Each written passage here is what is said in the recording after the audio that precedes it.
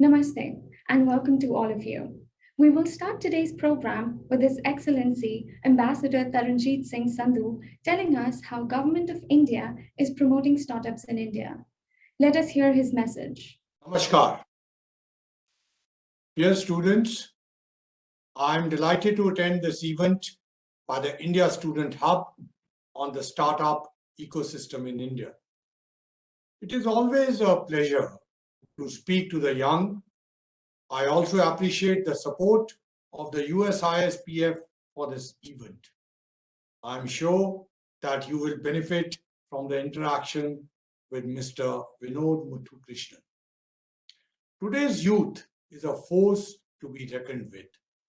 The sheer grit and the genius of our young entrepreneurs make them the true representatives of India's future. Not averse to taking risks and not easily deterred by challenges. Young people devise innovative and cost-effective solutions through cutting-edge technologies. I believe that your passion, curiosity, and desire to make a difference motivates you to become job creators and not job seekers. Your efforts are critical to developing the entrepreneurship culture in India. With 54% of its population below the age of 25, India has the advantage of leveraging the skill and ability of our youth. Today, India is one of the largest startup ecosystems in the world. It is home to more than 60 unicorns, which are highly diverse and span many technologies and tech-enabled sectors, including software as a service and gaming. India's unique startup ecosystem has been led from the top through the initiatives like Startup India and Digital India. As our Prime Minister has described it, our startups are changing the rules of the game. They are going to be the backbone of New India. Under the Startup India initiative, around 50,000 startups have been recognized in a period of little more than 5 years. The regulatory approach in India continues to favor entrepreneurs. Last year, the Indian government launched the Samrit scheme to help the startups with the necessary funding and skill sets crucial for growth of their business. The India-US partnership, built on a shared democratic values, is both an enabler and a beneficiary of progress. When Prime Minister Modi and President Biden spoke, they outlined 5 key baskets in the India-US partnership: healthcare cooperation, the energy partnership, particularly renewable energy and climate change, the knowledge and education partnership, the tech and innovation partnership, and the defense and strategic partnership. Startups stand at a unique intersection because they encompass all these 5 baskets of cooperation, from healthcare companies who are discovering vaccines to education startups that are bringing online education to a new generation of students. As Indian students in the United States, you are ideally poised to leverage the synergies of both countries. Many Indian startups have close linkages to the United States, as entrepreneurs from India have traveled or studied in the US or have been inspired by the US, not to mention the capital funding that investors have provided. You have an entire ocean of opportunities. You only need to decide what field and sector interests you and what causes you to drive and get to work. There are many reasons why youngsters should think actively about startups in India. A large pool of highly skilled STEM manpower, the emerging tech market, and increasingly open regulatory environment, huge domestic market opportunities, and many more. However, none of these factors can match the satisfaction that you would see in growing your own business and creating wealth for your fellow citizens, enabling India's continued economic growth. Your success will be the country's achievement. I convey my best wishes for this event and wish every success to the students. Thank you. Namaskar. Thank you, Ambassador Sandhu, for your kind words.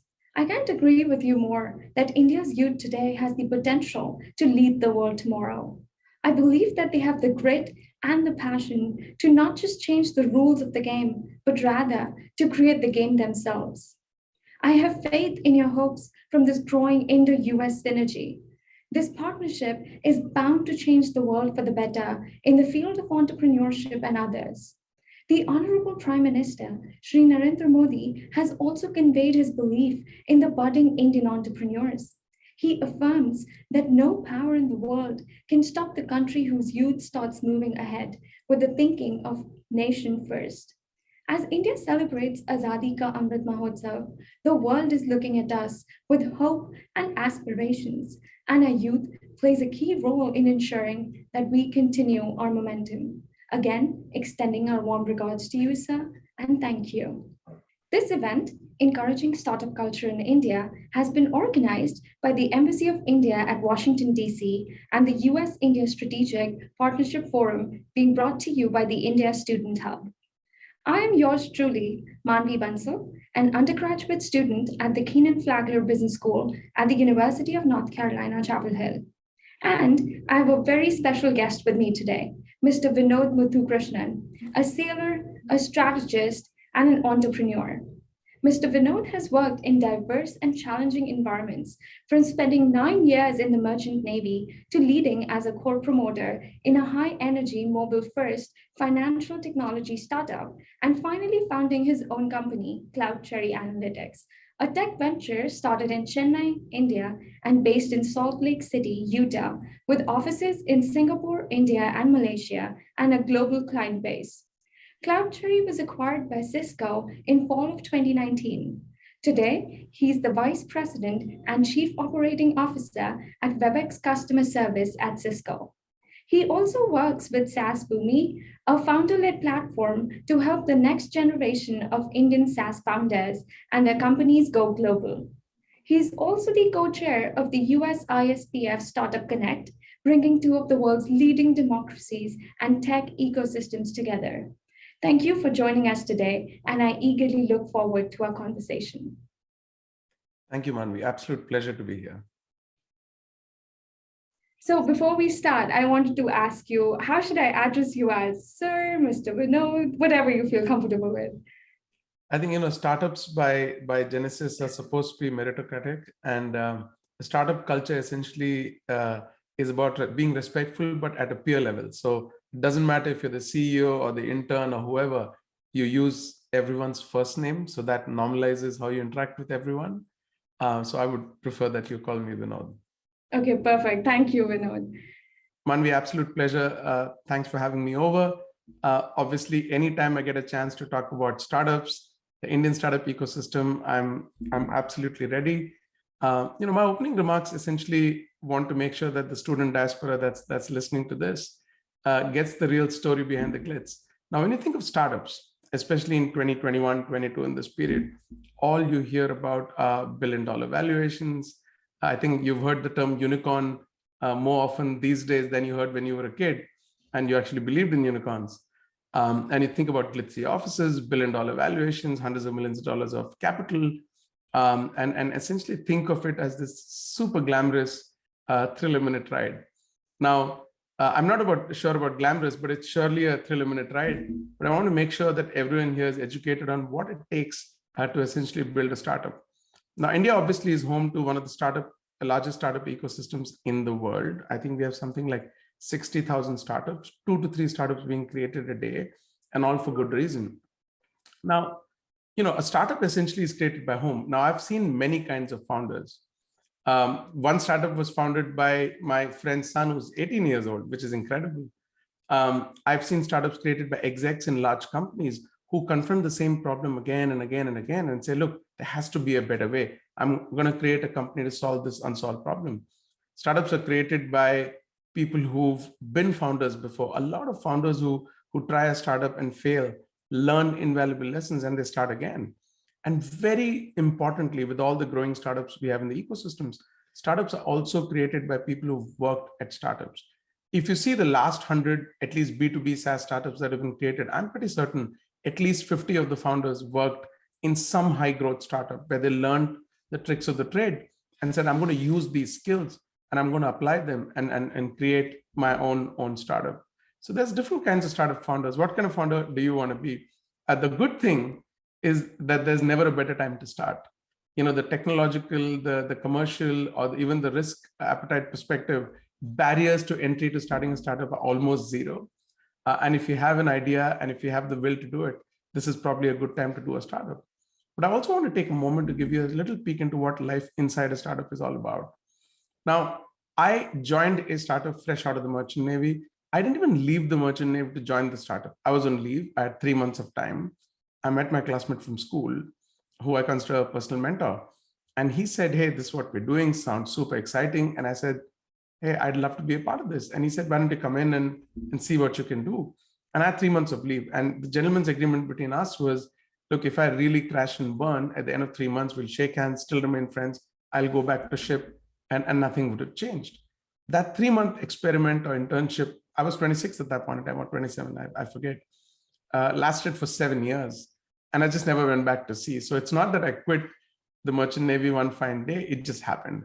I took a chance. I thought I'll give it 3 months. There was some guardrail set around it and it went on for 7. And that's how my startup journey began. In a sector I had zero exposure to, fintech. I then started my own startup in customer experience. And again, I don't come from a customer experience background, but my first principles hypothesis was that I've been a customer for 35 or 36 years, however old I was when I started the startup. So I've had 35 years of experience as a customer, which means I probably have the experience you need to start a customer experience startup. And that story didn't end too badly. So I think it is not the worst. I think the point I'm trying to make is often in times we are counseled to have all our ducks lined up before we can start something. For example, hey, you must have insane subject matter expertise before you even venture in a space. I actually disagree. Now, if you want to do brain surgery, you probably should have insane subject matter expertise. But if you want to experiment about a new way to do commerce, if you want to experiment for a new way for somebody to consume a certain product or a service, it's okay for you to have a deep feeling or a sense for the space. Subject matter expertise is insanely important. I'm not denying the case. But what you bring to the table about what's not happening is more important than what you bring to the table about what is happening. Because oftentimes people who have a very, very intimate awareness of how things work find it very hard to envision how things could be. And a startup founder essentially is creating a company around how things could be. So never underestimate the value of just having a natural feel for the space and wanting to do something new as over any other attribute that it takes to create a successful startup. So a startup is an incredibly good learning environment. I'm not asking all of you to start startups. It's hard, but I do encourage you to do one thing. When we started our startup, we obviously couldn't afford to hire a lot of people. So we said, let's go to colleges. Let's get incredibly smart engineering grads and get them in. So there's a College of Engineering in Chennai called SSN. And one of our investors, his son went to SSN. So he joined. I said, hey, your dad's invested in the company. You can't go and work anywhere else. So he came. Incredibly smart guy. And we had a very fun work culture. Every evening, we played cricket on the terrace, and he would start posting those pictures on social media. Now, before long, a lot of the people in the next batch, they all had offers in larger companies, and they all came to us and they said, please, we want to work in your startup. And we had a steady stream of young, fresh engineering grads working for us. They were probably some of the smartest people I know. Now, a lot of them went for higher education after 2 or 3 years. A couple of them came back to the company after that. But the fact is, they learned an incredible bit of the startup. And I think we benefited 10x from their time in the company because they brought in such a fresh perspective and the kind of energy that the startup needed. So the message I want to leave you with is, If you have an idea, if you have what it takes, do a startup. If you have the opportunity to join a startup, please do, because I genuinely believe that the world as we know it is going to be created by people like you. If you went to any listing index, if you went to, let's say, 1900 and you looked at which were the largest companies at that point in time, and it took the top 50 or 100 companies. If you went to 1950, if you went to 1975 or even the year 2000, and you compared which were the largest companies then and what are the largest companies by market cap today, it'll tell you something. It'll tell you that the year 2050 will have an entirely different set of companies ruling the world than the ones that do today. So I would love for you to be part of that wave. I'd love for you to be actively involved in the startup community any way you can. And I hope to see a billion unicorns. Not billion's probably a big number, 100 unicorns coming out of India over the next decade or two. And I hope you all have a role to play in that. Thank you so much. I look forward to our conversation now. So my first question for you is a very broad but interesting question, because while I was going through everything that you have done in your life, I think this became a very important question for me to ask. So from a sailor to an entrepreneur, coming from an army background, although that feels like such different ends of the world altogether, I have grown up believing that there's something you learn from every life experience. How do you think that being at the sea and your family's army background helped you in your journey as an entrepreneur? Well, I'm glad you started with that. One of my favorite books that I read recently is a book called Range. And Range essentially says why generalists succeed in a specialized world. Because you're told these stories that this golfer started golfing at 2 and that's why he's this great golfer, or somebody had an interest in science at the age of 3 and now is a great scientist. And that propagates a stereotype that unless you specialized hyper early, you're not going to be successful in life. But when I read Range, it actually resonated with my own life. Now, when you look at a career span as diverse as the Merchant Navy was essentially about operating uber large ships, hauling cargo across the world, working with teams of people from different countries, often in challenging conditions, and you're almost always resource starved. Those are lessons you take to any profession you could be in. So for example, when you looked at 16 people on a ship, and you looked at a 300-meter long ship that was out in, let's say, icy cold waters, and you saw that those 16 people essentially work around the clock and could get anything done in an emergency, standard, overtime, whatever, you realize that a bunch of determined individuals can get anything done.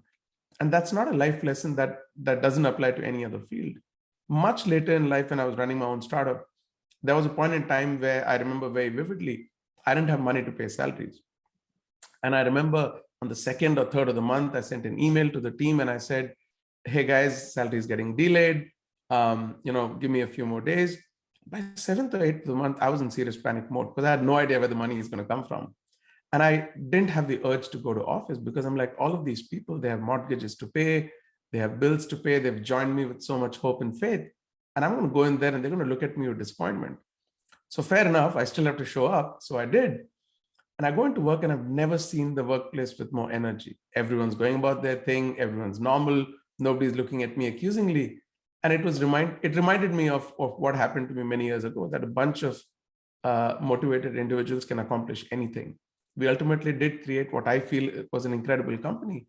And it went back to the kind of people you took along with you. So whether it's the Merchant Navy or the corporate career, or it's a high energy startup, the elements of how you interact with people, taking different kinds of people along, having a diverse workplace, all of those are lessons that are never going to go out of fashion, no matter what technology is in vogue.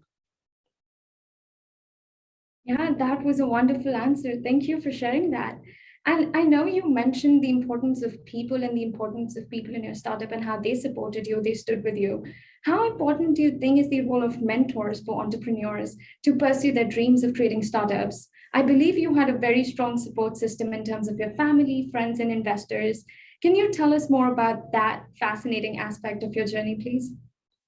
Well, again, great question. I think because the audience is primarily students, I'd really like to emphasize the role of mentors, because mentors aren't only the ones who formally get anointed as mentors. They're also people who come along the way and offer you support, tactical advice, what have you.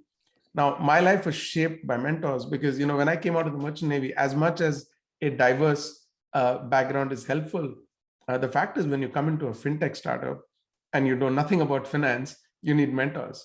So the co-founder of that startup, who later became my own co-founder, essentially taught me everything I know about the financial markets. He literally ran classes for me on options trading, for example. And that's how I came to speed. My classmate from school, who was the founder of that startup, is a great mentor because he taught me, not by being a formal mentor, but just by running an incredible startup. Venkat and I went to school together, and when I saw him run his team with the kind of energy and passion that he had, we once lost somebody in the office very young, and the kind of financial, emotional support that he offered the family for a very, very, very extended period of time showed me what good leadership looks like, right? So the mentorship is sometimes mentors who come and actively help you, and there's mentors who encourage you just by doing what they do around you. But as I built Cloud Cherry, I realized that I was a first-time founder, really. Although I'd been in a startup, I had no idea how to run a startup. And some of my early investors, some of the people in the startup community, they came in, and as I got to meet them, all of them taught me something or the other. And every time I went into those audiences, I realized how little I knew. And a lot of people, some by actively coming up to you, knocking at your door and saying, you know what, let me help you with something, looks like you're struggling. And some of them, just by being who they are, actively helped you shape yourself, your company, your team, your product. And I'm eternally grateful to that. And the reason I do what I do at SaaS Boomi is because I think the community wanted to institutionalize the paid forward spirit. I've been helped by a million people. I think the company succeeded despite me, not because of me. I want to make sure that other founders get the benefit of that wisdom from the community of people who've built companies. So that's why I do what I do at SaaS Boomi.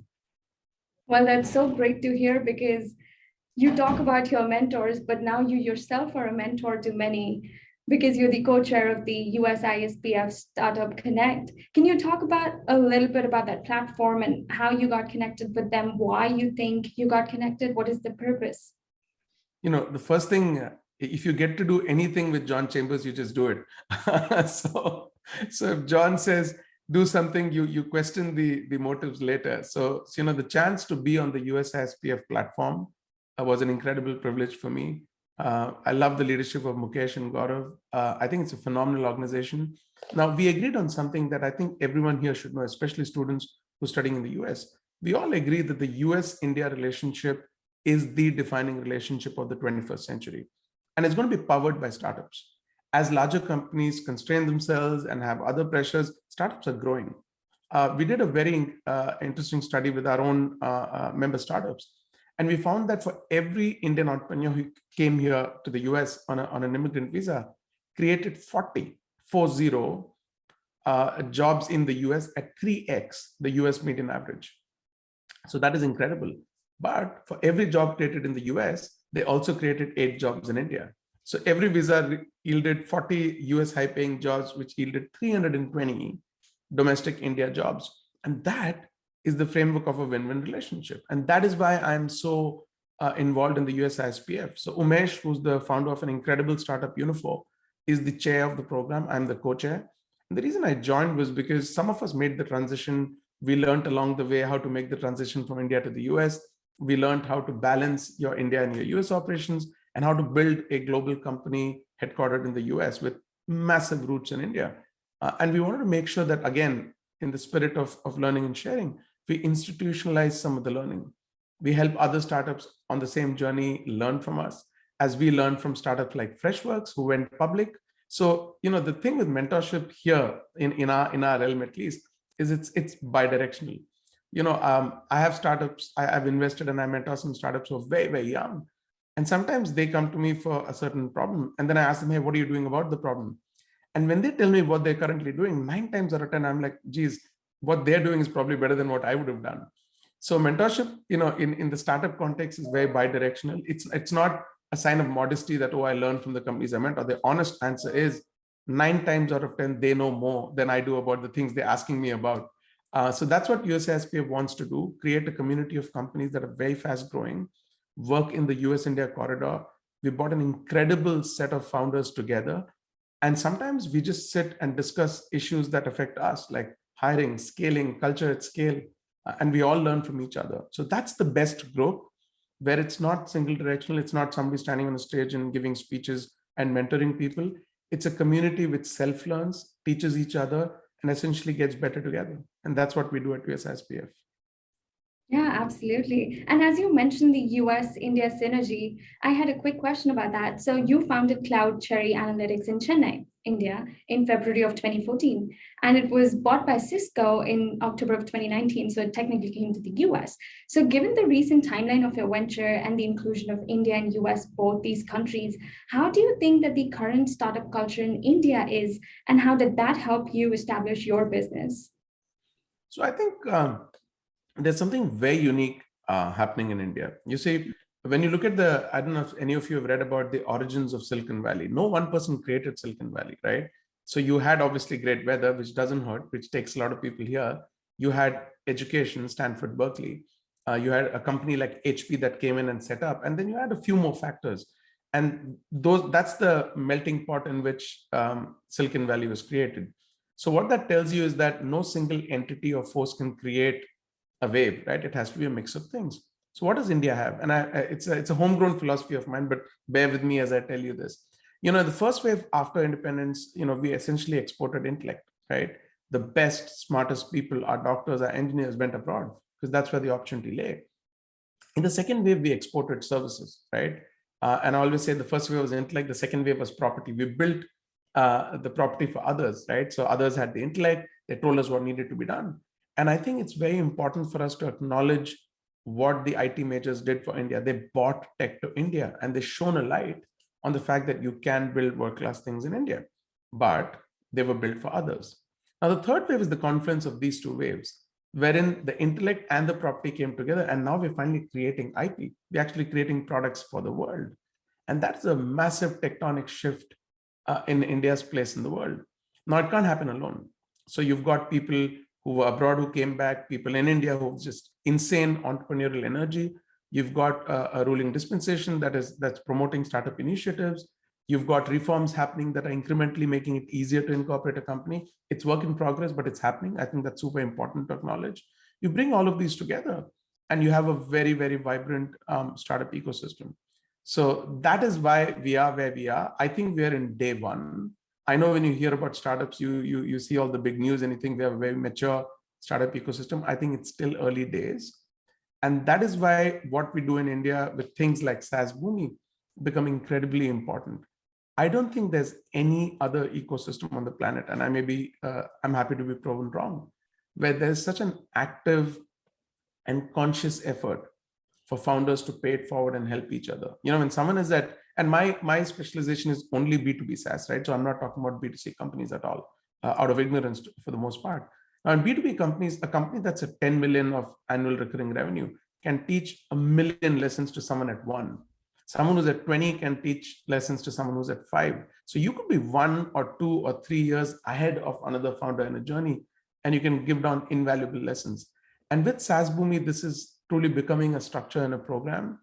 And this is something, when we go back and write the history of startup evolution in India, you look at all of these factors, the people who came back, the people who chose to build in India, people who chose to build for the world out of India.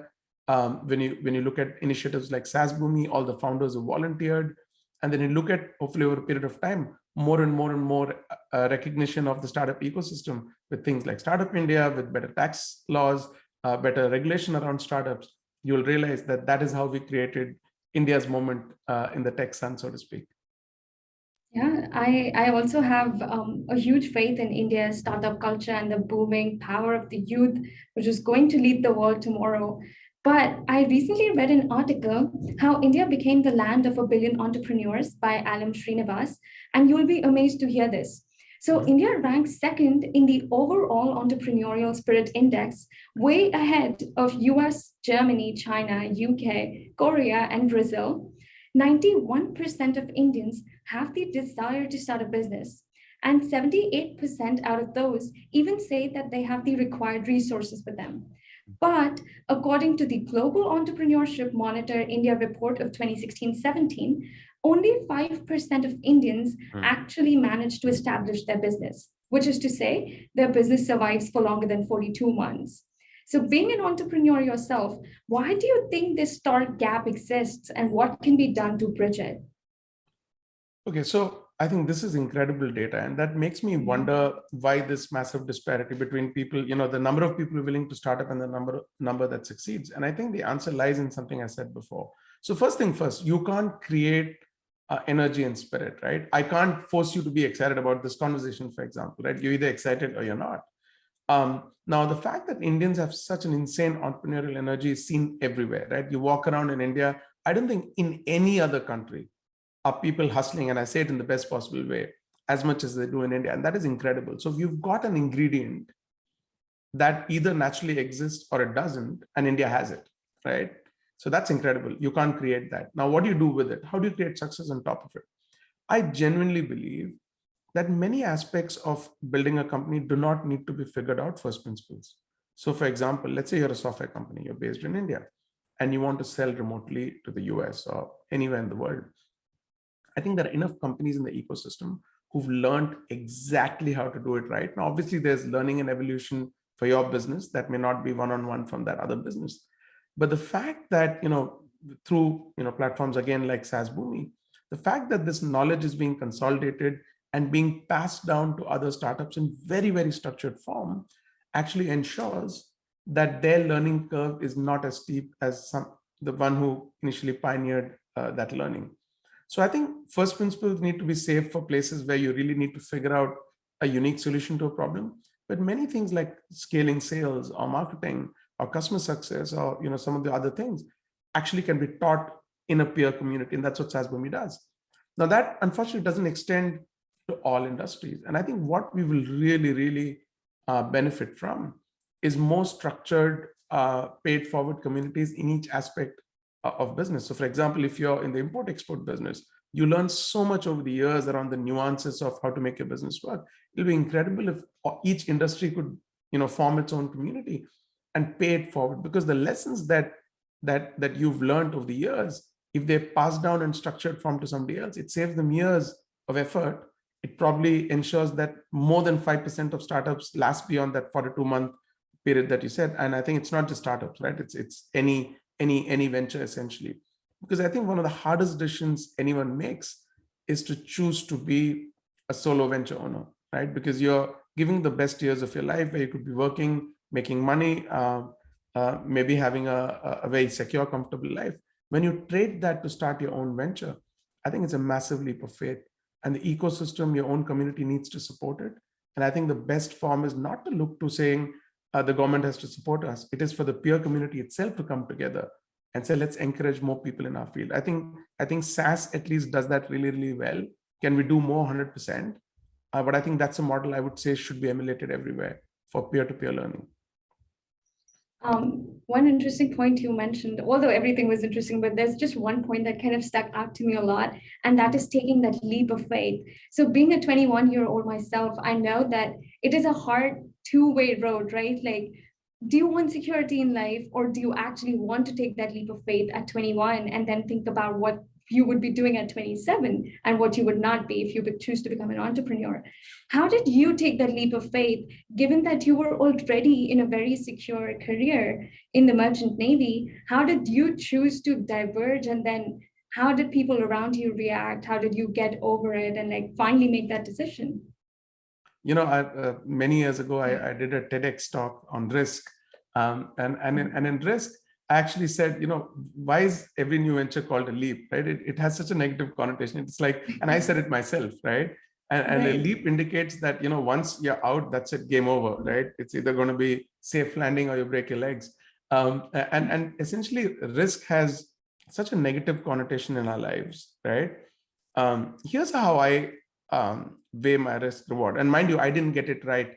My dad recently passed away, and I'm 42. Now, when I was 38, right, at an age where you're expected to be financially stable and have your stuff in order, my father had to pay off a housing loan of mine in India because I just couldn't pay it.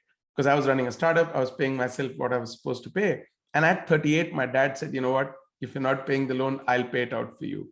So you can imagine that for the longest time, the experiments I did were not essentially a success. if I had stayed in the merchant navy, I'd probably be making an insane amount of money, right? Secure.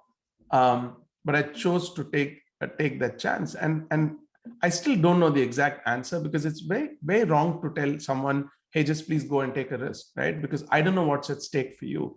I don't know if you have parents to support. I don't know if you have a mortgage to pay. I don't know if you have a family, children and wife. And I don't know, right? It could be a husband you're supporting. It's your wife you're supporting. I don't know. So I wouldn't ask for anyone to take blind risk, but I would ask for everyone to optimize at any point of time in life for what's most important.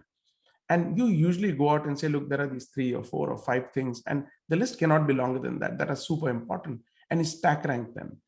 And then you decide what you're going to do. So for example, let me take the exact converse, which is I have a passion I want to pursue.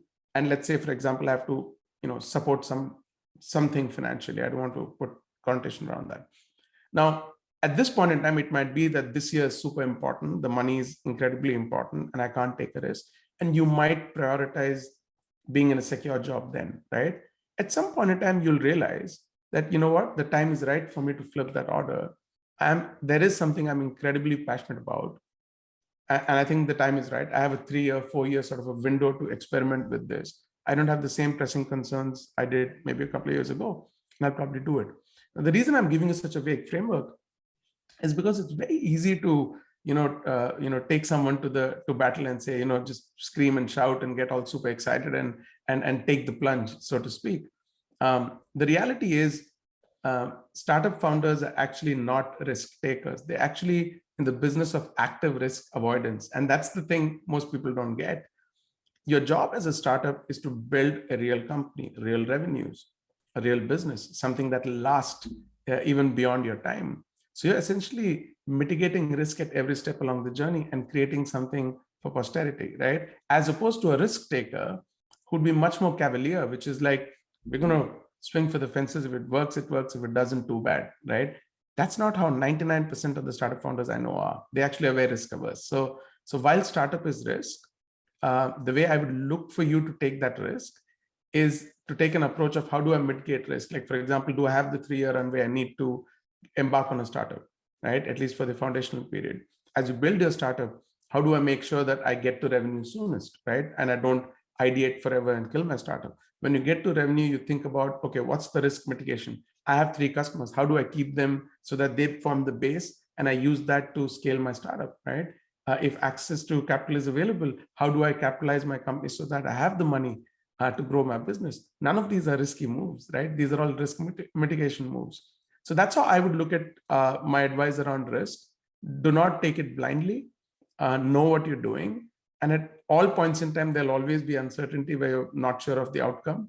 At that point in time, I'll say intent is more important than outcome at some points in time. So if you have good intent, just go for it. Great insights, Vinod, because honestly speaking, I'm glad you took that leap in your life, because now you're an inspiration for so many more, and your journey is being followed by so many young, budding, wanting to be entrepreneurs. Honestly speaking, I have thought about that in my life as well. Being a 21-year-old who graduates next semester, do I take the risk, or do I actually be risk averse, as you rightly put, to actually start my own venture, or should I get into a job first? Because Manvi, at 21, you're right. I do not have too many responsibilities on me, except for just, of course, taking care of myself and building my career, because I have my parents, I have my family, I have my peer group to support me. But I don't know if I actually should delay it later, because I don't know what Manvi at 27 would be doing. So I think what you mentioned would be very, very helpful to a lot of other students listening to our conversation as well, just like it did to me. And I believe that in your entrepreneurial journey starting Cloud Cherry, you must have had your fair share of struggles too, right? Like, even if you took that leap of faith that worked perfectly well for you, it aligned perfectly, but I still believe you would have to go through your struggles and problems.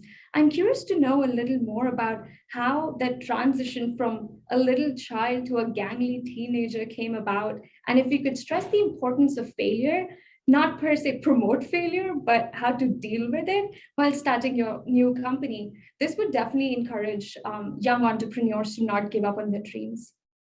I contradict you, but in a complementary way. I would promote failure. I'll tell you why. Because again, much like risk, there is just such a negative halo around failure.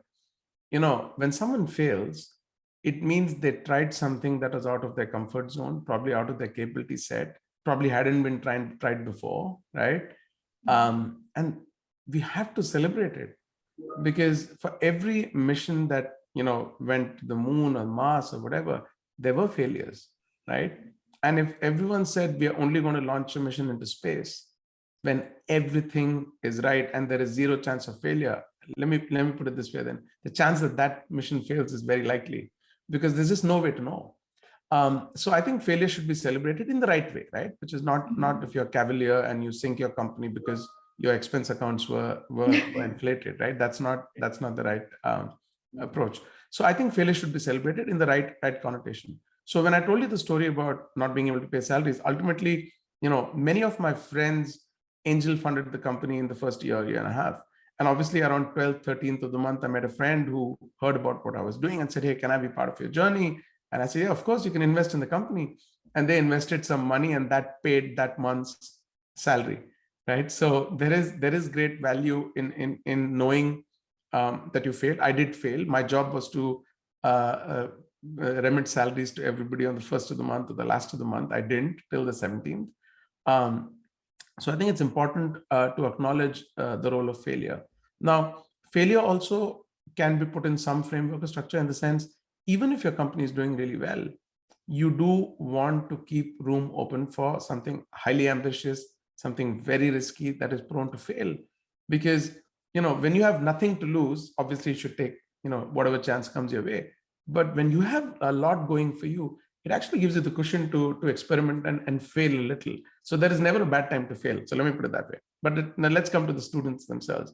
I read last week that one of my friend's sons, who's like, I think 18 years old, he and his classmates started an NFT startup. I think it's called DigiNoor, and they got $1 million in funding. So these are two teenagers who had a great NFT idea, who got $1 million in seed funding. So the point is, what's stopping you? So the greatest ideas that will be built on the blockchain, around crypto, NFTs, you look at the metaverse, will actually be built by younger people. Because I actually don't have a first principles thought process on metaverse, for example, right? For a lot of you, it'll be much more instinctive. So if you look at the businesses that are relevant tomorrow, businesses that are relevant to you for tomorrow, I can ask 100 teenagers what they want. 100 teenagers know infinitely better what they want, right? So I think the threshold to, or the barrier to entry for doing a startup is almost zero today. What are the barriers? One, your ability to take risk, right? You have it. This is a time where you can take whatever risk you want. The second is access to capital. Any good idea, I can promise you today, at least in tech, will get funded, right? So there's no problem with capital. In terms of market and market access, with the internet, you can sell in Mongolia if you wanted, exclusively, right? There's nothing stopping you from doing that. And also the technological cost of building a product. You have the cloud, you have frameworks to build your website, you have frameworks, you have the cloud to set up your infrastructure. You can actually, 3 people can start a startup in 30 days with an MVP of a product ready. And that's your price of experimentation, right? So much is going, if you have an idea, you want to give it a shot. At worst, you have incredible life lessons. At best, you have a successful startup. So I think there's no better time to start than today. Absolutely, absolutely. But what I meant to say, while I totally agree with you, was that no one actively wants to fail. Like, if you ask me, I don't want any failures in my life. And honestly speaking, I think that fear of failure keeps me going, and it keeps me motivated to do my best and try my best to avert that failure. But you're right. If failure comes, then we should embrace it. We should learn from it and then move on, right? Like I think that's the perfect way to go. Thank you so much for that answer. No, I failed at 38 when my dad had to pay my housing loan back in India. So, you are who you are because of where you failed. Right. But that's true. I mean, they are the best teachers. That's what it said. So, Binod, you've been a proponent of experience economy, and you believe that we are in the midst of an evolutionary shift in the way that business is done. Can you please explain a bit more on this topic and how you think this is relevant and perhaps related to the startup economy? we we coined the phrase. I thought I read it somewhere on the internet, but we never found the source, but I'll say it nonetheless. So, we always said at the company that, for most commercial transactions, experience is the product, and the product is merely a souvenir of that transaction. People always, and look at human relationships. You'll always remember how someone made you feel significantly more than what they did for you. And sometimes what they did for you made you feel good, so you remember what they did. So the reason I say that is, we are so, we are so 360 degrees simulated all the time. We have social media hitting us, this hitting us, that for an experience to stand out is incredibly difficult. And when an experience does stand out, it leaves an indelible mark in your mind. I started a customer experience business because I believed we had finally come into the experience economy, which meant that customers will put a premium on brands that offer them superlative experiences. Now, you could be value for money, all that is true, but you still needed to offer them just a better experience, right? Imagine an iPhone buying experience going to an Apple store, right? That's a very distinct experience. And that's the kind of experience that people will crave for. So you look at any industry, okay? Happy customers form the bedrock of growth. If you look at software as a service, probably the most valuable indicator of whether a company has a bright future or not is something called net revenue retention or net dollar retention. What it means is how much are existing customers incrementally paying you without you having to, essentially run a full sales campaign. And why does someone spend more with you? Why does someone broaden or deepen their relationship with you? It's because they're superly happy with what you're offering them. So I think customer experience in every agency, every industry, every field of work is now a strategic differentiator. There's no CEO on the planet who in their leadership team, if you look at top X metrics, does not have a customer experience metric in front of them. And that makes me incredibly happy, because if you now start a startup, if you join a company, you start a tea stall, doesn't matter what you do as a business, remember that your real sustainable differentiator is the experience you give people. And it could well just be a smile. It doesn't have to be white glove treatment. It would well be for people to feel that they belong or feel respected in a certain place. And that could be the experience you offer. So we are in the experience economy. No matter what you do, what career lifestyle choice you make sure that experience is at the heart of it. Absolutely. And what you said kind of overrides everything that we're taught at the business school, because I think this is the most important factor, keeping your customer happy to actually keep your business going. I think that was a fantastic answer and very well put. Also, there are several initiatives taken by the Indian government over the past few years to promote that culture of entrepreneurship in the country. So Make in India, Startup India, Stand Up India, AIM platform, STEP platform, just to name a few of them. For example, Prime Minister Modi also co-hosted the 2017 GES in Hyderabad along with U.S.A, and it was a huge success, attended by 1,500 entrepreneurs and investors from over 159 countries. Do you think there should be more such events to encourage startup young minds to bolster information exchange in the startup space in India? And what do you think are the other ways to increase such student participation? So, I'm a huge believer that in two things. One, all change takes time. And second, if you don't identify, highlight, and set off on a certain course, you'll never get to the destination, right? Now, it's fairly simple thought process. Now, I'll take an analogy in a non-startup space to make my point. I'm a huge fan of Swachh Bharat simply because you recognize you have a problem, you create a program and an incentive around it, and you motivate people to do it. Now, you can well say, oh, stuff is still dirty. That's fine. At least you've made a start, right? At least you've made everyone conscious that we need to clean up our act. And there is a program and a name and a title to sort of keep reminding you of the fact that, we need to clean up our act, literally and figuratively. And the same applies to the startup India movement too. Now, change will take a lot of time to happen. But the fact that you identify startups as a very important constituent in India's growth and prosperity, the fact that you create a program around it, the fact that there is a conscious conversation around creating incentives, right? Now, does it take time to get those incentives to come down to people? It does. I'm not denying that. But I think the fact that there's a conscious conversation and the honest endeavor to actually get there is a massive difference in itself. Now, whether you have an event, you have a program, you have incentives, you have tax laws being tweaked progressively, all of them are part of the program. But the short answer is yes. The long answer is we need to keep at it and we need to keep adding things. So for example, startups need a different tax regime. lesser compliance when they are smaller. And all of these can only happen, not ad hoc. They can only happen when there is a movement. For me, that is Startup India. And under that movement, I think progressive improvements need to be made with how easy it is to start, wind down, and operate a startup. And I think the better we get at it, the better we'll do with technology and startups in general. If you ask me, I could keep going on and keep asking you questions because it is so insightful and enlightening to hear you talk about startups and entrepreneurship. I was very fascinated, to be very honest, and no flattery, absolutely. It's in all honesty. But before we say goodbyes, I wanted to ask one last question about what would your piece of advice be for young entrepreneurs or young people wanting to be entrepreneurs, especially in India? I always told people, anytime someone breaks down their guidance to you in 1, 2, or 3 bullet points, run for cover, because it means the formula supersedes the value of what you're trying to say. So I'll try not to give you the three rules to success or anything cringeworthy like that. But essentially, if I had to distill my message, you look at, first thing is there is no short message. So I hope you found value through the entire conversation I've had with Manvi. But the message I'll leave to you is something I said, I think, twice before, which is, our parents, and since this is primarily an Indian audience, our parents went through incredible struggle to get us to where we are, to get us to be able to study abroad. I told you about my dad paying off my bills. They did a lot, and I think they punched way above their weight. If you look at input to output and you put a coefficient to it, I don't think we'll ever get that coefficient for how much we've gotten in terms of inputs from our parents.